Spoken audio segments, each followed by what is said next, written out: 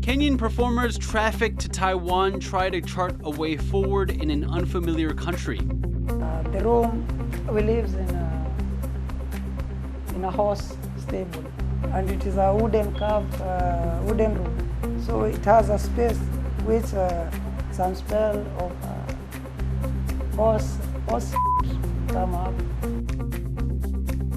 People in northern Taiwan voice frustration at frequent blackouts. 早上我们就做事做一做的时候，它就突然整个灯关掉熄掉了。如果一直跳电就会很不方便。Taiwan looks to the potential of hydrogen power. Plus, Thai citizens dive beneath the waves to protect their country's coral.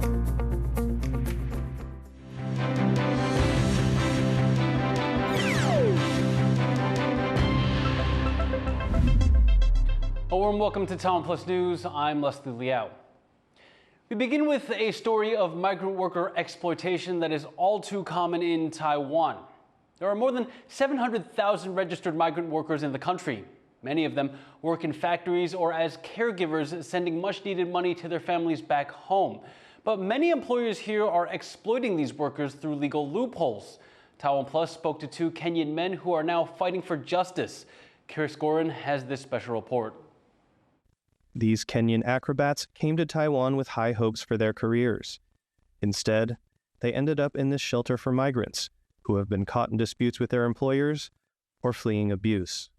Because they are involved in a potential human trafficking case, we've been asked not to reveal their identities. They say they were promised opportunities here to perform and exhibit their skills. But everything changed when they arrived in the country.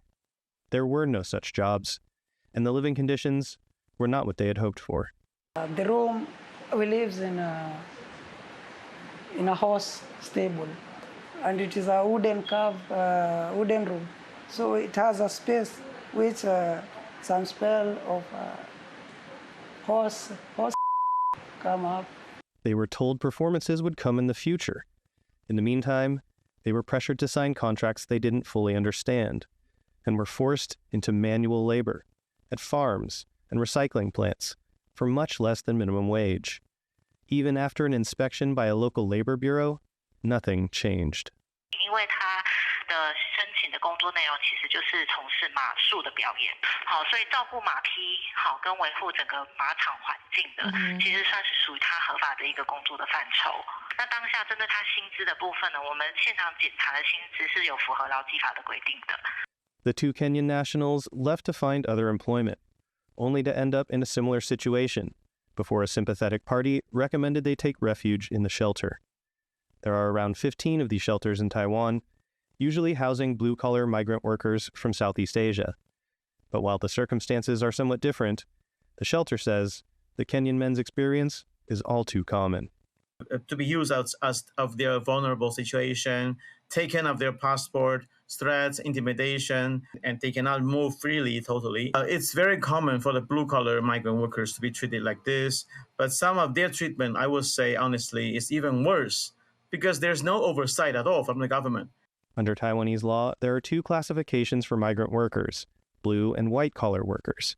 Performing artists fall under the white-collar worker category, which typically requires higher pay. But when it comes to performers, employers are not required to adhere to that. And now, the Labor Ministry says the case of the two Kenyans could be considered human trafficking. 假借说是白领移工的名义做其他的一些工作活动，那甚至还有用一些胁迫、暴力的这个方式，会涉及到相关的刑责。那这个部分会来做继续的处理。But more than anything, the Kenyan performers say they just want to get back to their craft. But for me, if I can get a chance to work in a circus, I will be just grateful, thankful, because that is a talent inside me. I keep on training even if I'm not in a circus or I'm not going to perform anywhere.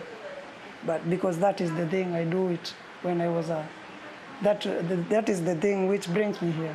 According to human rights advocates, the experience of the two Kenyans lured to Taiwan under false pretenses is yet another example of how migrant workers can fall through the cracks to be exploited by craven employers and brokers. And now, they join the growing list of those who will have to wait and see if they can get justice. Scott Huang, Gino Lopez, Tiffany Wang, and Chris Gorin for TaiwanPlus. Another 5 new members of Taiwan's cabinet have been announced, and they'll head the country's social welfare initiatives. Tiffany Wang has the details. Incoming President Lai Ching-te's team just announced another new 5 ministers along the theme of togetherness. They'll be in charge of the country's diversity and welfare initiatives. 台湾正面临到非常多元变化的局势，极端气候、疫情肆虐后的经济复苏、劳资关系的和谐，以及对于少数优质文化的保存，这都需要国人的团结。 Premier-designate Zhou Rongtai announced He Peishan as Labor Minister, making her the second woman to join the incoming cabinet.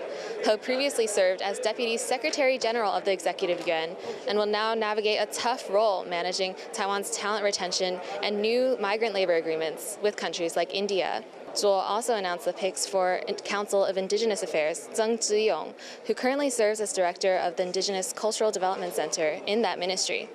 He'll be in charge of continuing initiatives to promote Taiwan's diversity and protection of indigenous cultures that started during Tsai Ing-wen's presidency. Zhou also announced the ministers for Environmental Protection Agency, Health and Welfare, as well as Hakka Affairs. Now there are officially 3 women on Lai's cabinet so far, and there are still more announcements to be made. All eyes will be turning to the highly anticipated National Security Team, including Foreign Minister, National Security Chief, and Defense Minister. Kama Shi and Tiffany Wang in Taipei for TaiwanPlus. Taiwan's power supply, or lack of it, is in the spotlight after a series of blackouts in the north of the country left millions without electricity this week. And while there is a lot of frustration, there appear to be no solutions in sight. John Van Trieste reports. In the dark, again. Taoyuan, a city of over 2 million, has seen several days of blackouts. The biggest left over 100,000 households without power. Taiwan's power supply is generally stable, but the grid is sensitive, and large outages do sometimes happen. Among the more recent was this blackout, which hit parts of Taipei just over a year ago. People are feeling frustrated. 早上我们就做事做一做的时候，它就突然整个灯关掉熄掉了。如果一直跳电就会很不方便。 This time, the trouble began Monday with the shutdown of 4 generators. But it didn't stop there. There were 7 cuts affecting different parts of Taoyuan City in northern Taiwan between Tuesday and Thursday. At one point, reserve power fell to 3%, well below the minimum 6% threshold set by the government. Taiwan's state-run power company had to get big industrial customers to cut back consumption by abruptly raising prices for them. But some officials say most of the problems over the past few days don't have to do with generation or supply. Instead, they say aging lines, fallen trees, and issues with power distribution are the issue. Taoyuan's opposition Kuomintang mayor agrees, and he blames the central government, headed by the ruling Democratic Progressive Party. 上位的能源政策有问题，让台电的财务不健全，让它整个系统维护着这个整个基础设施都没有办法做到位。 Though the incoming Lai Ching-te administration's cabinet won't take office for over a month, there's already pressure on the incoming economy minister to fix these problems. But so far, he's not announced a detailed plan. 综合这些意见，从我们台湾是不是缺电？那台湾可能要多少电，才能够满足这个产业的需求？我希望我在上任以后有一套比较好。 比较完整的这个报告来向各位做一个详细的这个说明。 His comments give little indication about when Taiwan's blackouts might stop. Devin Tsai and John Van Trieste for TaiwanPlus. Taiwanese chip giant TSMC says the Hualien earthquake has hurt their second quarter earnings. The company estimates that the recent magnitude 7.2 quake in eastern Taiwan resulted in over $92 million in losses. TSMC said their facilities did not suffer any power outages or structural damage during the quake. A memorial has been held for a judge whose suicide has raised the alarm about stress and overwork in the judiciary. Reefs Airs was at the event in Taipei that also doubled as a protest. Outside this court in Taipei, hundreds of white flowers are being laid to mourn the death of a judge. 38-year-old Li Zhaoran worked at a local court here in Hualien district. 我们没有发现灿烂的阳光背后竟然是如此的疲累，没来得及提供肩膀和拥抱，和你一起擦泪水。 On April 12th, Li's body was found outside his dormitory building, having taken his own life, after apparently telling his wife, also a judge, that he was feeling extremely overworked. Li's death has sparked outrage and calls for reform among legal workers, a protest they're calling the White Flower Movement, who say judges across Taiwan are inundated with an unmanageable number of cases. 我们把原有的法官名额调去做行政职。 然后工作分配又不均，然后就回过头来讲说，我们人数太少。 Fingers are pointing at Taiwan's judicial authorities.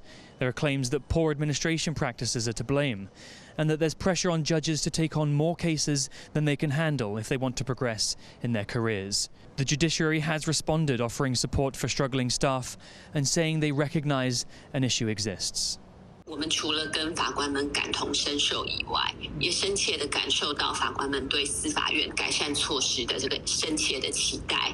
我们希望可以再次突破总员额法，我们也会朝向这个延长办案期限、放宽相关的管考规定。 As sadness turns to anger, the legal community says that now is the time for change. Eason Chen and Reefs Airs in Taipei for TaiwanPlus. If you're in Taiwan and having thoughts about suicide, please call 1995 for help.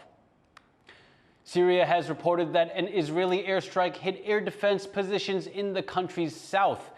It comes just hours after Israel carried out strikes in Iran in what it called a limited response to a direct Iranian attack earlier this week.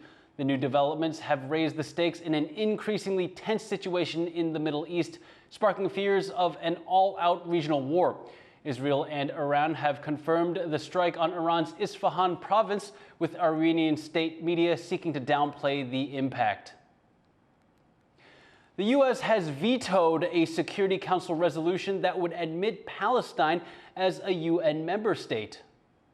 This vote does not reflect opposition to Palestinian statehood, but instead is an acknowledgement that it will only come from direct negotiations between the parties. The U.S. says that negotiations between Israeli and Palestinian authorities should decide the terms for a Palestinian state rather than UN action. It was the only council member to vote against the resolution, with 12 in favor and 2 abstaining. The UN General Assembly granted the State of Palestine non-member observer status in 2012, but to be considered for full membership, they would need at least 9 votes of 15 and avoid a veto in the Security Council. This bid for Palestinian statehood comes 6 months into the war in Gaza and as Israeli settlements in the occupied West Bank continue to grow. Taiwan is aiming for net zero carbon emissions by 2050, but how will it achieve that goal? We went to an annual net zero forum to find out what kind of green technologies the country could be adopting. A cleaner and more sustainable planet. Sound too good to be true? Maybe it isn't. More than 140 countries have pledged for net zero carbon emissions, meaning they'll offset the amount of carbon they emit into the atmosphere. Carbon emissions are directly related to climate change. Temperatures are rising at an alarming rate, with global heat records smashed monthly. Taiwan aims to be net zero by 2050, but for that to happen, it'll need help from all its industries and businesses. For the past 3 years, the Industrial Technology Research Institute, or ITRI, has hosted Net Zero Day, an annual forum to showcase the latest in industrial green technology. For net zero sustainability, we have to focus on the technology development for sure. So a lot of things we have been doing for the past couple of years really focus on the new technology or mature technology development and deployment. This year, ITRI is showcasing the potential of hydrogen power. Hydrogen has been under development for the past, I would say, 20, 30 years. Unfortunately, economically could not be justified. That's why the application was not that popular. But now because of the carbon reduction goal, so hydrogen become a hope. ITRI hopes to use hydrogen as an alternative to traditional fossil fuels. That's because when burned, it doesn't generate carbon dioxide like coal or oil. Instead, it combines with oxygen atoms to become water while also releasing energy. Opponents of hydrogen power say that burning the gas still creates nitrogen oxide, which can be harmful to people. Nitrogen oxide is created when air is heated to high temperatures, so it's also produced when burning fossil fuels. ITRI says it's still testing their hydrogen technology for nitrogen oxide output. Net Zero Day isn't just about showing off technology. ITRI is also showing companies how to become a net zero business. This particular Net Zero Day today is our consultation services. Now, people look at the technology, people look at what their pain points are, but they don't know how to do it, or they don't know how to do from A to Z as a systematic view. So we provide a consultation team. Sustainability and economic development are often seen as being at odds with one another. But as this forum aims to show, if Taiwan's businesses can weather the growing pains and make the transition, net zero doesn't have to be a zero-sum game. Up ahead, a sneak peek at the uniforms Taiwan's Olympians will be wearing at this summer's Paris Games.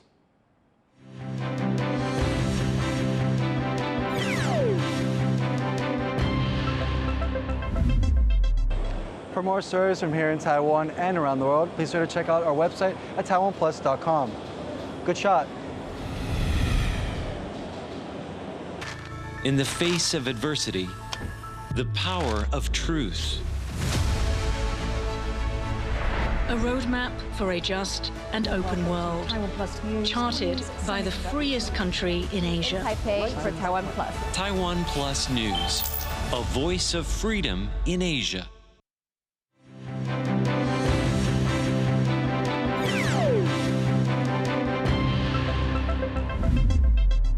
Welcome back. You're watching TaiwanPlus News.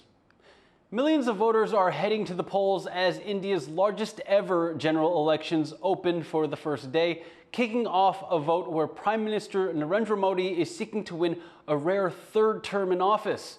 Rosie Greninger reports.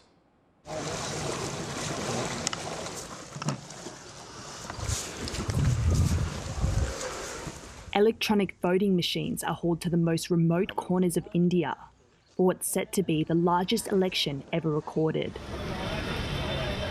As polls open, some 969 million people, around 12% of the world's population, are eligible to vote for the country's next leader.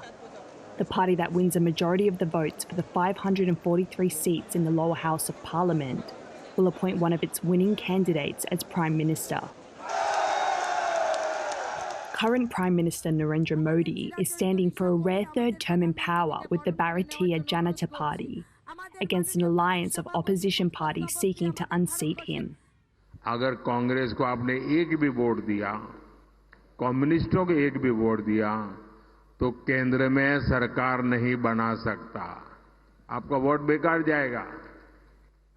और इसलिए आपका vote BJP की सरकार बनाएगा, एक guarantee है. To undertake this mammoth exercise in democracy, the voting will be split into 7 phases across different states, spanning around 6 weeks. The first phase is now underway. More than 2,600 political parties are registered, but Modi's primary opponent is an alliance of 26 parties led by the main opposition, Indian National Congress. At its helm is Rahul Gandhi, who comes from a family long involved in Indian politics. Opinion polls show Modi with the BJP, who has been in power since 2014, is the clear frontrunner. He has gained accolades for elevating India into a world power being courted by the West, while his Hindu nationalist agenda has won him support among India's 80% Hindu population. Modi has pledged continued economic development, infrastructure building, and lifting families out of poverty if he retains leadership.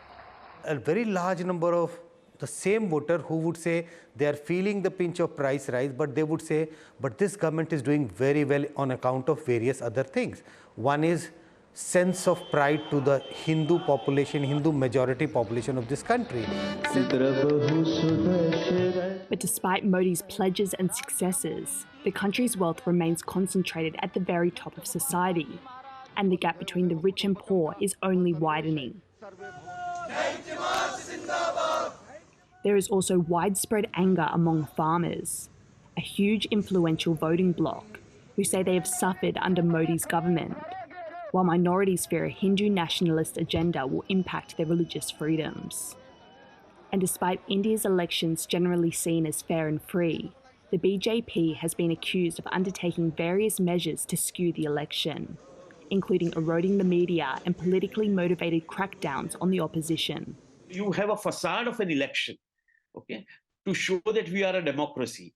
But democracy is not only about elections. And even that election facade is not being played out properly in the sense that it's you know how much under attack it is. So democracy will survive. Democracy is not just elections every 5 years. It's much more than that.